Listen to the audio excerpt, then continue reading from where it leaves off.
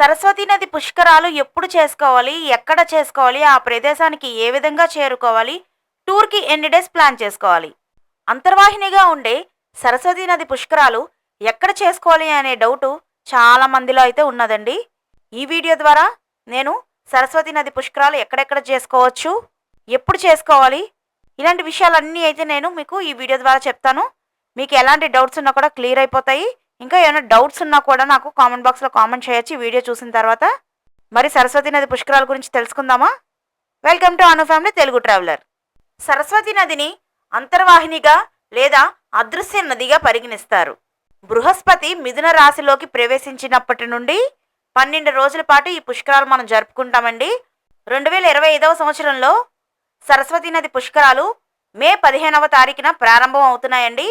మే 26వ తారీఖుతో సరస్వతీ నది పుష్కరాలు ముగుస్తున్నాయి.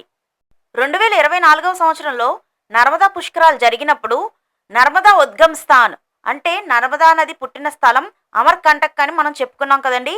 మరి ఇప్పుడు కూడా అదే విధంగా సరస్వతి ఉద్గమ్ స్థాన్ ఎక్కడ ఉంది అంటే హిమాలయాలలోని బద్రీనాథ్ సమీపంలో ఉన్న మనా గ్రామంలో ఉందండి. సరస్వతి నది ఈ ప్రదేశంలో భూగర్భంలోకి ప్రవేశించి ఈ ప్రాంతంలోనే ఉద్భవించిందంట. హిందూ పురాణాలలో చెప్పబడిన పురాతనమైన నది సరస్వతి నది.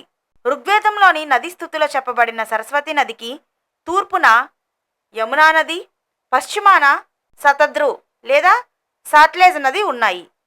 మహాభారతంలోని ఈ నది ఎండిపోయినట్లుగా చెప్పబడింది. హిందువులు సరస్వతి నదిని అంతర్వాహినిగాను గంగా యమునల సంగమంలో త్రివేణి సంగమం వద్ద ప్రవహిస్తోందని భావిస్తారు. ఋగ్వేదంలో సరస్వతి నదిని అన్నిటికంటే ఉత్తమమైన నదిగా కీర్తించారంటండి. దీనిని 7వ నదిగా, గొప్ప తల్లిగా, ఉత్తమ దేవతగా, ఉత్తమ నదిగా కీర్తించారు. దివ్య జలాలను రక్షించే నదీ దేవత అని సరస్వతి ఆవిర్భావం గురించి ఋగ్వేదంలోని ఒక శ్లోకంలో ప్రస్తావన కూడా ఉంది. ఇంద్రుడు సోమరసం తాగాడని సరస్వతీదేవి అతనికి అలసట పోగొట్టి తిరిగి శక్తిని ప్రసాదించిందంట.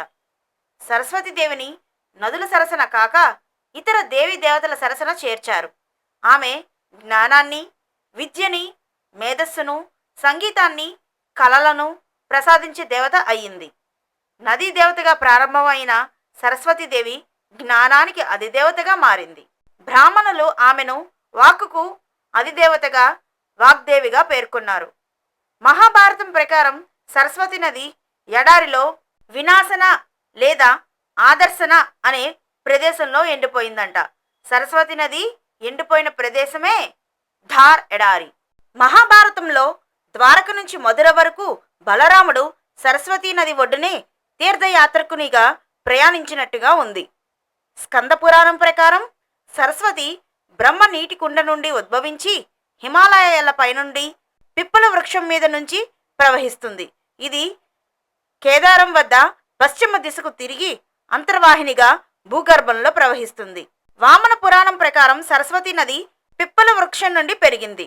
వేద సరస్వతి నది సింధు నదికి తూర్పున ప్రవహించేదని అనేక మంది భావిస్తున్నారు. ఇస్రో అందించిన ఉపగ్రహ ఛాయాచిత్రాల ఆధారంగా సరస్వతి నది హిమాలయాలలో పుట్టి హర్యానా, రాజస్థాన్, గుజరాత్ రాష్ట్రాల గుండా ప్రవహించి కచ్ సింధు శాఖ వద్ద అరేబియా సముద్రంలో కలుస్తుంది. సరస్వతీ నది పుష్కరాలు ప్రాథమిక స్థానం మనా విలేజ్. ఈ మనా విలేజ్ ఎక్కడ ఉంది అంటే భారతదేశంలోని ఉత్తరాఖండ్ రాష్ట్రంలో చమోలి జిల్లాలో ఇది ఒక గ్రామం అండి. బద్రీనాథ్ ఆలయం నుండి 3 కిలోమీటర్ల దూరంలో సరస్వతి నది ఒడ్డున ఈ గ్రామం ఉంది. భారతదేశం మరియు టిబెట్, చైనా సరిహద్దు నుండి హిమాలయాలలో ఉన్న చివరి భారతీయ గ్రామం అండి ఈ మనా. హిందూ పురాణాలైన మహాభారతం యొక్క ఆనవాళ్లు మనాలో కనిపిస్తాయంటండి. పాండవులు స్వర్గానికి వెళ్ళేటప్పుడు మనా గ్రామం గుండా వెళ్ళారంట. ఈ గ్రామం సుమారు 3219 మీటర్ల ఎత్తులో హిమాలయ కొండలతో చుట్టుముట్టబడి ఉంది. మరి ఈ మనా గ్రామానికి ఏ విధంగా చేరుకోవాలి? అక్కడ చూడవలసిన ప్రదేశాలేంటి? మొత్తం టూర్కి ఎన్ని రోజుల సమయం పడుతుంది? ఇలాంటి విషయాలన్నీ ఇప్పుడు మనం తెలుసుకుందాం. మనా విలేజ్కి ఎలా చేరుకోవాలో ఇప్పుడు తెలుసుకుందాం. నియరెస్ట్ ఎయిర్పోర్ట్ అయితే ఢిల్లీలో ఉందండి. నెక్స్ట్ నియరెస్ట్ ఎయిర్పోర్ట్ అయితే జాలీ గ్రాంట్ ఎయిర్పోర్ట్, ఇది డెహ్రాడూన్లో ఉంది. డెహ్రాడూన్ నుండి మనా విలేజ్కి 300 కిలోమీటర్స్ డిస్టెన్స్ అండి. నెక్స్ట్ మీరు ట్రైన్లో రావాలి అనుకుంటే మీరు మీ ప్రాంతాల నుండి ఢిల్లీ చేరుకోండి. ఢిల్లీ నుండి మీరు నెంబర్ ఆఫ్ ట్రైన్స్ హరిద్వార్కి ఉంటాయి. హరిద్వార్కి చేరిపోయారనుకోండి, హరిద్వార్ నుండి మీకు నెంబర్ ఆఫ్ వెహికల్స్ అయితే మీకు మన విలేజ్కి దొరుకుతాయి. ఇక్కడ నుండి మనకి టూర్ ప్యాకేజెస్ అనేవి స్టార్ట్ అవుతాయి. బస్ టూర్ ప్యాకేజెస్ కానీ ఇండివిజువల్గా ఏమైనా వెళ్ళాలి అనుకుంటే ఇండివిజువల్గా మనం కార్ కూడా బుక్ చేసుకోవచ్చు. లేదంటే గ్రూప్గా ఎవరైనా వచ్చారనుకోండి టెంపో ట్రావెలర్ ఇలాంటివి కూడా మనం బుక్ చేసుకోవచ్చు. ఈ ప్యాకేజెస్ అన్నీ కూడా మనకి ఢిల్లీ నుండి కానీ హరిద్వార్ నుండి కానీ ఉంటాయి. అందరూ కూడా మీ ప్రాంతాల నుండి ఫ్లైట్లో వచ్చేవాళ్ళు ఢిల్లీ కానీ డెహ్రాడూన్ కానీ దిగండి. ట్రైన్లో వచ్చేవాళ్ళు ఢిల్లీలో దిగి ఢిల్లీ నుండి హరిద్వార్కి రీచ్ అవ్వండి. హరిద్వార్ నుండి మన విలేజ్కి 275 kilometres distance, 4 to 5 hours journey ఉంటుంది. మీరు సరస్వతీ నది పుష్కరాలకి మన విలేజ్ వెళ్ళాలి అనుకుంటే దీంతో పాటుగా మీరు చార్ధామ్ యాత్ర కూడా చేసుకోవచ్చండి. చార్ధామ్ యాత్రకి వెళ్ళలేని వాళ్ళు ఏక్ధామ్ యాత్ర కానీ దోధామ్ యాత్ర కానీ చేసుకోవచ్చు. ఏక్ధామ్ యాత్ర అంటే మన విలేజ్ పక్కనే ఉన్న 3 కిలోమీటర్ల డిస్టెన్స్లో ఉన్న బద్రీనాథ్ ఆలయాన్ని మనం దర్శించుకుంటే అది ఏక్ధామ్ యాత్ర అయిపోతుంది. దోధామ్ యాత్ర అంటే బద్రీనాథ్ కేదార్నాథ్ కవర్ అవుతాయి. ఈ రెండింటిని మనం దర్శించుకోవచ్చు.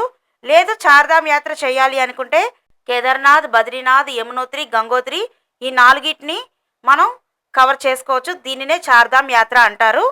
చార్ధామ్ యాత్ర కంప్లీట్గా చేసుకోవాలి అనుకుంటే మినిమం 13 డేస్ నుండి 15 డేస్ వరకు మనకి టైం పడుతుందండి. సరస్వతీ నది పుష్కరాలు ఏక్ధామ్ యాత్ర చుట్టుపక్కల ఉన్న ప్లేసెస్ని కవర్ చేయడానికి 5 డేస్ అయితే టైం పడుతుందండి. ఏ ప్లేసెస్ని మనం కవర్ చేయొచ్చు ఈ 5 డేస్లో నేను చెప్తాను ఇప్పుడు. ఢిల్లీ రీచ్ అయ్యారనుకోండి, ఢిల్లీ నుండి హరిద్వార్కి 240 kilometres distance, 4 to 5 hours journey పడుతుంది. హరిద్వార్లో మీరు మానసాదేవి అమ్మవారి ఆలయం అలాగే చండీదేవి ఆలయం ఈ రోప్వే ద్వారా మీరు రెండింటిని కూడా ఒకేసారి దర్శించుకోవచ్చు. హరిద్వార్ నుండి రిషికేష్కి 24 కిలోమీటర్స్ డిస్టెన్స్. ఇప్పుడు రిషికేష్లో మీరు కవర్ చేయాల్సిన ప్లేసెస్ ఏంటంటే రామ్జూలా, లక్ష్మణ్జూలా, గీతా ఆశ్రమం, శివానంద ఆశ్రమం, పరమార్థ నికేతన్, ఇంకా జోషిమార్ నరసింహస్వామి వారి ఆలయం, మెయిన్గా దేవ్ ప్రయాగ్లో ఉన్న రఘునాథ స్వామి వారి ఆలయం అండి. ఇది 108 దివ్య దేశాలలో ఒకటి. అలాగే confluence of Alaknanda and Bhagirath రివర్స్ని కూడా మీరు ఇక్కడ చూడొచ్చు. తర్వాత హరిద్వార్ నుండి పిపాల్కోటికి వెళ్ళాలండి. 240 కిలోమీటర్స్ డిస్టెన్స్, 7 అవర్స్ అయితే మీకు టైం పడుతుంది. పిపాల్కోటి నుండి బద్రీనాథ్కి వెళ్ళడానికి 80 కిలోమీటర్స్ డిస్టెన్స్, 4 అవర్స్ జర్నీ. మీరు స్టే చేయాలి అనుకుంటే బద్రీనాథ్లో అయితే స్టే చేయడానికి హోటల్స్ చాలా తక్కువగా ఉంటాయండి. అందువల్ల మీకు బద్రీనాథ్లో స్టే దొరకకపోతే పిపల్కోటిలో స్టే చేయండి. ఇప్పుడు నేను మీకు ఈ వీడియోలో చూపిస్తున్నదంతా కూడా బద్రీనాథ్ స్వామివారి ఆలయం అండి. బద్రీనాథ్ నుండి మన విలేజ్కి 3 కిలోమీటర్స్ డిస్టెన్స్ అండి. అక్కడికి వెళ్ళిన తర్వాత సరస్వతి నది పుష్కరాలు జరుపుకున్న తర్వాత అక్కడ సరస్వతీదేవి ఆలయం ఉంటుంది. అమ్మవారిని దర్శించుకోండి. ఇంకా అక్కడ మీరు కవర్ చేయవలసిన ప్లేసెస్ ఏంటో చెప్తాను. వ్యాస గుఫ, వేదవ్యాసుడు 4 వేదాలను రచించేటప్పుడు ఇక్కడ నివసించాడంటండి. ఈ ఆలయం యొక్క ప్రత్యేక లక్షణం ఏంటంటే పైకప్పు అంతా కూడా వేదవ్యాసుని పవిత్ర గంధాల సేకరణలోని పేజీలను పోలి ఉంటుందంట. అలాగే ఆయన కోసం ఒక చిన్న మందిరం కూడా ఉంది. ఇది 5000 సంవత్సరాల పురాతనమైనదంట. నెక్స్ట్ గణేష్ గుఫ. ఇక్కడ గణేశుడు శ్రీ వేదవ్యాసుని మహాభారతాన్ని నిర్దేశించారంటండి. భీంపూల్ను సరస్వతి నది దగ్గర భీముడు సృష్టించాడంట. ఇది సరస్వతి నది పైన వంతెనగా ఏర్పడిన భారీ రాయి. ద్రౌపది స్వర్గానికి వెళ్ళేటప్పుడు నదిని దాటడానికి మార్గం సుగమం చేయడానికి భీముడు ఈ రాయిని ఉంచాడని పురాణాలు చెబుతున్నాయి. తర్వాత తప్తకుండులో స్నానం ఆచరించిన తర్వాత బద్రీనాథ స్వామివారిని దర్శించుకోండి. తప్తకుండ్ అనేది అగ్నిదేవుని నివాస స్థలం అంట. ఈ కుండలో ఔషధ విలువలు చాలా ఉన్నాయంటండి. అలాగే అనేక చర్మ వ్యాధులు నయం చేయగలదంట. అందుకే తప్పకుండా ఇందులో అందరూ కూడా స్నానం ఆచరిస్తారు. బద్రీనాథ స్వామివారి ఆలయ దర్శనం చేసుకున్న తర్వాత ఆలయం లోపల మీరు ఇంకా దర్శనం చేసుకోవాల్సినవి ఏమి ఉన్నాయంటే బ్రహ్మ, నరసింహ, బద్రీ విలాసుడు, గణేశుడు, కుబేరుడు, గరుడ, నారదుడు, ఉద్ధవ్, నరుడు మరియు నారాయణుడి దర్శనం చేసుకోవాలండి. ఆలయం లోపల ఇంకా లక్ష్మీమాత, హనుమంతుడు, ఘంటాకర్ణుడు, మరియు కామధేను వంటి చిన్న చిన్న ఉప ఆలయాలు కూడా ఉంటాయి. అవి కూడా దర్శించుకోండి. నెక్స్ట్ మాతామూర్తి అమ్మవారి ఆలయాన్ని దర్శించుకోవాలండి. పురాణాల ప్రకారం మాతామూర్తి విష్ణువును తన కొడుకుగా జన్మించమని కోరిందంట. విష్ణువు కవలలుగా నరుడు నారాయణుడుగా జన్మించారంట. అందువల్ల మాతామూర్తి అమ్మవారి ఆలయాన్ని దర్శించుకోవాలి.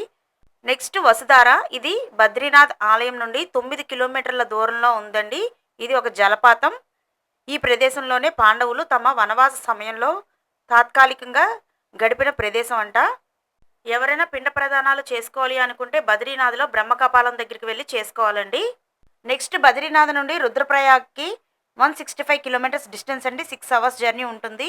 రుద్రప్రయాగ్ నుండి ఢిల్లీకి 380 కిలోమీటర్స్ 9 అవర్స్ జర్నీ ఉంటుంది. ఇక్కడతో 5 డేస్ టూర్ అయితే కంప్లీట్ అవుతుంది. ఏక్దామ్ యాత్ర చేయాలి అనుకున్న వాళ్ళు ఈ విధంగా ప్లాన్ చేసుకోండి. బద్రీనాథ్ ఆలయం కూడా 108 దివ్య దేశాలలో ఒకటండి. దోధామ్ యాత్ర చేయాలి అనుకునే వాళ్ళకి బద్రీనాథ్ నుండి కేదార్నాథ్కి 218 కిలోమీటర్స్ డిస్టెన్స్. బద్రీనాథ్ నుండి కేదార్నాథ్ లేదంటే కేదార్నాథ్ నుండి బద్రీనాథ్కి వెళ్ళడానికి ట్యాక్సీలు అయితే చాలా దొరుకుతాయండి. ట్యాక్సీ ద్వారా మనం రీచ్ అవ్వచ్చు. కేదార్నాథ్ టెంపుల్కి రీచ్ అవ్వాలంటే బై రోడ్ వెళ్ళాలి అనుకునేవారు గౌరీకుండ్ దగ్గర కానీ సోన్ ప్రయాగ్ దగ్గర కానీ స్టార్ట్ అవ్వాలండి. ఇక్కడైతే మనకి పాల్కి సర్వీస్ ఉంటుంది. అలాగే హార్సెస్ కూడా మనకి దొరుకుతాయి. లేదు అనుకుంటే ఎవరైనా హెలికాప్టర్ ద్వారా వెళ్ళాలి అనుకునే వాళ్ళు డెహ్రాడూన్ నుండి కానీ హరిద్వార్ లేదా రిషికేష్ నుండి హెలికాప్టర్ని బుక్ చేసుకోవచ్చు. అక్కడ నుండి డైరెక్ట్గా టెంపుల్కి హెలికాప్టర్లో వెళ్ళిపోవచ్చు. ఇక్కడ నేను మీకు చూపిస్తున్నాను కదండి హెలికాప్టర్స్. ఇది కేదార్నాథ్లో హెలికాప్టర్ సర్వీస్ ఈ విధంగా ఉంటుంది. పాల్కి సర్వీస్కైనా పోనీకైనా పర్ పర్సన్కి వాళ్ళు 4000 to 4500 వరకు ఛార్జ్ చేస్తారు. అదే హెలిప్యాడ్ సర్వీసెస్కి అయితే మనకి రౌండ్ ట్రిప్కి 5500 నుండి 7500 రూపీస్ అవుతుందండి. Depends on the place. మనం ఏ ప్లేస్ నుండి వెళ్తున్నాం అన్న దాన్ని బట్టి దాని కాస్ట్ చేంజ్ అవుతుంది. నేను చెప్పాను కదా మీకు 2-3 ప్లేసెస్. ఆ ప్లేస్ని బట్టి మీకు ఛార్జెస్ అనేవి చేంజ్ అవుతాయి. వెదర్ కండిషన్స్ మాత్రం బాగోకపోతే హెలికాప్టర్ సర్వీస్ని అయితే ఆపుతారు, కానీ అమౌంట్ని ఫుల్గా రిఫండ్ చేయరు. 20% 30% అయితే రిఫండ్ చేస్తామని చెప్తారు. కేదార్నాథ్ అనేది 12 జ్యోతిర్లింగాలలో ఒకటండి. ఈ వీడియో ద్వారా మీకైతే సరస్వతీ నది పుష్కరాల గురించి ఒక ఐడియా వచ్చే ఉంటుంది. ఇంకా సరస్వతీ నది పుష్కరాలని ఎక్కడెక్కడ జరుపుకోవచ్చో నెక్స్ట్ వీడియోలో చెప్తాను. ఇప్పుడు ఈ వీడియోకి సంబంధించిన విజిటింగ్ ప్లేసెస్ లిస్ట్ అంతా కూడా నేను మీకు లాస్ట్లో పెడతాను. అలాగే ప్లేసెస్ కూడా పెడతాను, ఒకసారి నోట్ చేసుకోండి. మరి ఈ వీడియో మీ అందరికీ నచ్చినట్లయితే తప్పకుండా లైక్ చేయండి. మీకు తెలిసిన వాళ్ళందరికీ అలాగే పుష్కరాలకి వెళ్ళే వాళ్ళందరికీ కూడా ఈ వీడియోని షేర్ చేయండి. ఇంకా ఎవరైనా అను ఫ్యామిలీ తెలుగు ట్రావెలర్ ఛానల్ని సబ్స్క్రైబ్ చేసుకోకపోతే త్వరగా సబ్స్క్రైబ్ చేసుకోండి. సబ్స్క్రైబ్ చేసుకున్న తర్వాత పక్కనే ఉన్న బెల్ ఐకాన్ని ప్రెస్ చేయాలండి. ప్రెస్ చేసిన తర్వాత ఆల్ నోటిఫికేషన్స్ని ప్రెస్ చేసినప్పుడే నేను చేసే ప్రతి వీడియో కూడా మీకు నోటిఫికేషన్ వస్తుంది. ఈ వీడియో చూసిన తర్వాత మీ అందరికీ ఏమైనా డౌట్స్ ఉంటే కామెంట్ బాక్స్లో కామెంట్ చేయండి, నేను మీకు రిప్లై ఇస్తాను. చార్ధామ్ యాత్ర చేసే వాళ్ళకి ఇక్కడ నేను గంగోత్రి యమునోత్రి ఫొటోస్ కూడా పెట్టాను, ఒకసారి చూడండి.